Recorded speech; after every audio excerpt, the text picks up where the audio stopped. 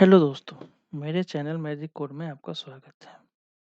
आज मैं आपको बताने वाला हूँ आज हम बताने वाले ऊप्स। ऊप्स क्या होता है? ऊप्स एक ऑब्जेक्ट ओरिएंटेड प्रोग्रामिंग है। ये एक्चुअली बेसिकली ये कॉन्सेप्ट बेस पे चलता है, या इसे हम कोडिंग का स्टाइल भी कह सकते हैं। जैसे इसको हम नॉर्मल पीएचपी में भी हम कोड कर सकते हैं, लेकिन हम जो ऊप्स इसलिए यूज़ करते हैं कि ताकि हमारी कोडिंग स्ट्रक्चर सही हो और रीयूजेबिलिटी कोड की रीयूजेबिलिटी बढ़ जाए। इसलिए हम ऊप्स का यूज़ करते हैं। ऊप्स में हमारा है क्लास और ऑब्जेक्ट। क्लास और ऑब्जेक्ट क्या होता है? तो क्लास और ऑब्जेक्ट जो होता है, चलिए स्टार्ट करते हैं। जैसे क्लास जो है, ये class is a template for creating object in a program. मतलब एक हिसाब से हमने क्लास बनाया, उसमें हमने ऑब एक टेम्पलेट बना के रख दिया। दूसरा पॉइंट है कि class does not allocate memory space when it is created. जब हम क्लास बनाते हैं तो उस टाइम पे उसकी कोई मेमोरी एलोकेट नहीं होती है।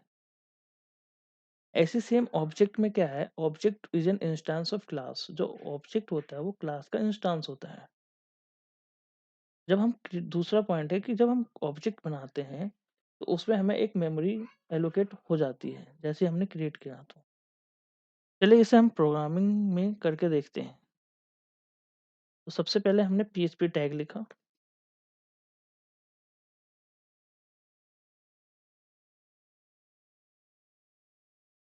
उसके बाद मैंने क्लास बनाया, एक क्लास 1 के नाम।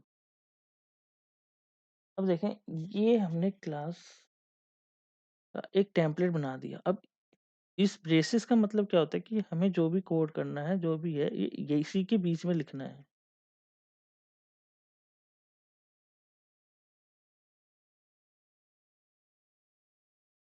जैसे हमने एक क्लास में फंक्शन बनाया।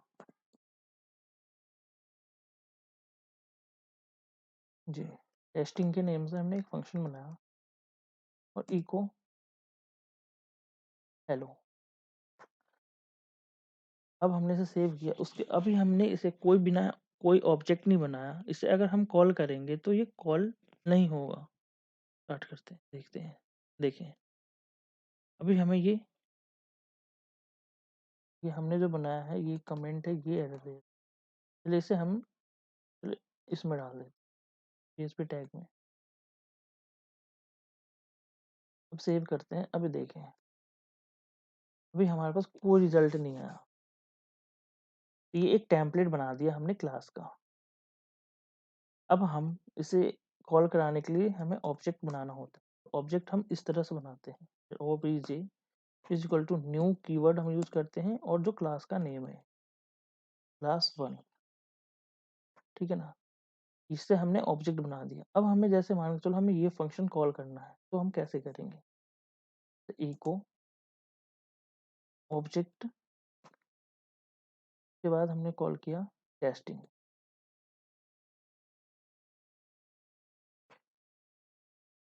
अब देखें, ठीक है दोस्तों। अब जैसे ही हमने इसको ऑब्जेक्ट बनाया तो ये हमें ऑब्जेक्ट का मेमोरी एलोकेट हो गई। अब ऐसे ही अगर हमें इसे कोई वेरिएबल गेट करानी है, जैसे मान के चलो $a इज इक्वल टू 1, से हम इको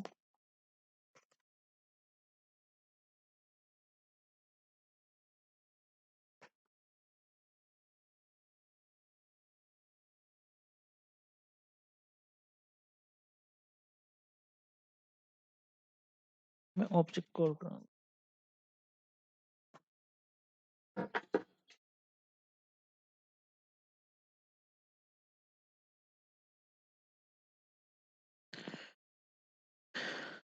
वीडियो अच्छा लगे तो मेरे चैनल को लाइक करें और सब्सक्राइब करें।